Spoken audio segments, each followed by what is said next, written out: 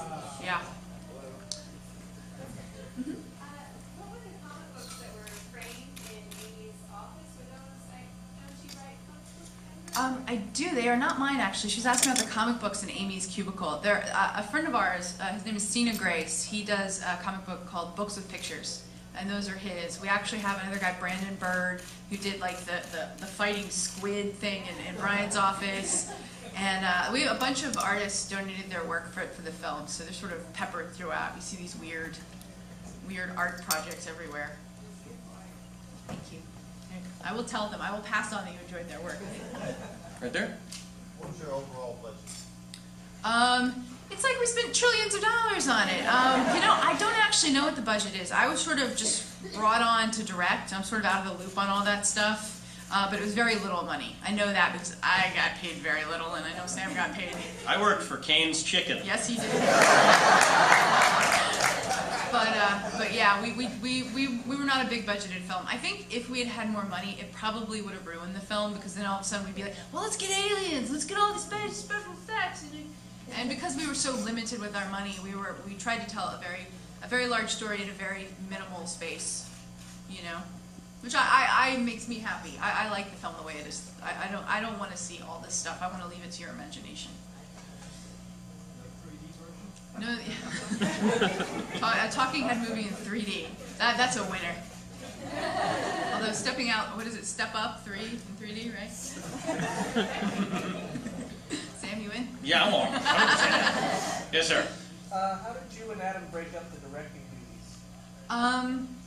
Well, you wanna give? Yeah, I'll be happy to field this one. It was very easy. Adam loves to work with actors, loves to give direction, work on performance. Amber hates actors. Cannot be in the same room as them. This is killing her right now. No, Amber loves the technical aspect of directing. She loves cameras, working with gaffers, lighting, and making the shots look beautiful and the camera movements. So she did all of the technical stuff, and Adam worked on all the performance stuff, and it was perfect. They were the yin to one another's yang. What is our special name? The name you yeah. coined for us? I coined them, I called them Ambush. Because it's Amber Benson, Adam Bush. Yeah. Thank you. Yeah, we were going through the dailies, and the slate had they had put ambush on the bottom instead of Amber and Adam. It was just ambush everywhere. Yeah. Good touch. Good times. Yes, sir. What did you guys shoot on? We shot with the red camera. We used yeah. Wow, we just got a woo off of that. Yeah, I think it looks beautiful. To me, like, it's almost as good as film, I think, because we used prime lenses, we had Panavision lenses, and we were able to rack focus and do all these kind of cool focus, depth of field things with the movie. I hate HD because it just looks so fake. Everything's very flat, and you see everything, and you see the pores. And the red cameras, if you use the right lenses, can look really nice, can look very filmic. Oh, and way back there. You did a great job. The image looked amazing. It really did. Thank you. I just made an observation that it's funny you said the executive director, I think, was here. He did come farm as well. Yes, he did. And the words you used, like making a movie that his parents would be proud of. It's really funny because his family was here for Cummings Farm, and he was really worried about it. Did anyone else in this room see Cummings Farm? So you can understand why his parents would be worried. I just thought he did a great job, and thanks for telling me that he actually wanted to make a movie that his family was proud of. Yeah, Drones is the family film. Although I think Jordan likes to involve his parents in all the things he does. This is sort of the benign one. Cummings Farm is very. It's not really. I guess raunchy is the word. It's a little raunchy. It's a little raunchy. Yeah, that's a good word. Raunchy. Yeah. Raunchy. I think it's great. It's like the antithesis of Drones. It's like Drones is over here, Cummings Farm is over here, and it's amazing that one producer produced both films. It kind of blows my mind that he can wrap his head around both things and see the beauty in both. He's a regular Ang Lee. He's angry.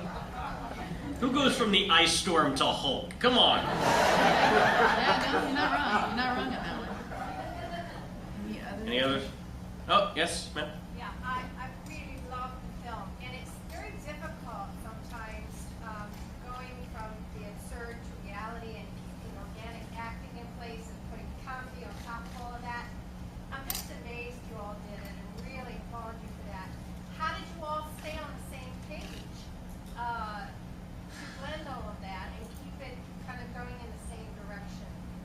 Well, she was, I don't know if you could all hear, she was just talking about how the consistency of tone, how we were able to like keep the realness but also keep the absurdity and not be kind of too much in one direction or the other. We knew what we wanted to make. When Acker and Blacker turned in the script, Adam and I both read it and we were like, we want to play up the sadness because this is about the humanity that is in an office. You know, the little things that kind of I don't know. It's about keeping the humanity of the characters, and we wanted to play that up. We wanted to take like Office Space, but give it like a Coen Brothers twist. You know, the sort of surrealness. It was just making sure we were all on the same page, and that included, you know, our actors and our crew. Just everybody kind of knew the tone of what we were trying to do, and we had this great dialogue, and so we were able to just play with the dialogue, but try and keep the sadness of the relationship and that sort of funny little love triangle. It's almost like, you know, Sam and John had like the relationship at first, and Amy kind of came in and broke into that. And also, more to that effect, because so many of the people in the film, the actors, had worked with Acker and Blacker before the writers, we were so familiar with their material, we knew their beats, their rhythms, and so I think that helped tremendously in all making sure that we were of a similar tone. Yeah. We had a couple of other. I did a quick look at your IMDb list, and I saw that a lot of films that you're usually writing or directing, you're usually in, Amber. Why didn't you want to be in this one? Yeah, why not? You know, watching Angela Bettis, who plays Amy, I'm like, that's real acting. Like, I love acting, but like, and I'm a good actor, but like, she's amazing. Like, I couldn't have done what she did. Like, it served the film better to have Angela involved, because she's just so wonderful. She really does. Like, that moment at the end when there's like silence and she's like, changed the database back. Like, there's that moment when I'm like, she's amazing. I'm riveted by her, you know? And to throw her in with you and John, who, you know, she had a ball because she never gets to do comedy. She does all these very dark things. And to like throw her into this funny comedy and just say, okay, go, have fun. I think she had so much fun. She was incredible. And to that end, how many days before we began shooting did you hire her? One day. Yeah, we had originally cast another actress, and we lost her to Californication. Not the show, just the idea. And we were pulling our hair out. We were like, how are we going to find somebody to replace her? This is such a difficult part because she has to be funny, she has to be dramatic. You have to believe everything she's doing. You have to believe she's an alien. We were big fans of Angela, and we sent her the script off on the fly. We're like, please, please, please, if you in the least bit connect to this, come down to Baton Rouge. And she read it, and she's like, I want to be there. We got really lucky. Yeah. And I mean, Sam's been involved from the very beginning. Yeah, they wrote me in early. Yeah, we were like, we have to have Levine in this. It won't work without him. Oh, thanks. It's true.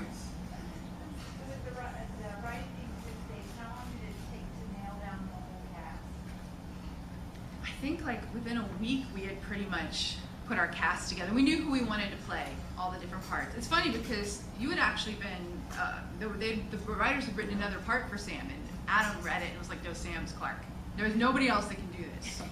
And we knew Jonathan Woodward from working on Buffy with him, Adam and I, and we were like, we gotta have him. He never gets to play the leading man, and he's so funny. He's like Bill Murray. We showed Jordan. Yeah, he has this very early Bill Murray-esque sort of quality. But we showed Jordan Kessler, the executive producer, this weird YouTube video of Jonathan. It's called Coxby Dacker, and basically it's Jonathan sitting in his underwear with like those old school like sock up holder things on, and he's playing a ukulele and he's singing, and we're like, this is your star. Isn't he Bill Murray-esque? And Jordan's like, oh, okay. But after we cut the film together, he's like, you were right, Amber. He is very Bill Murray-esque. Let that be a lesson to you. If you have any YouTube videos of you in your underwear, you too could have a film at the Florida Film Festival someday.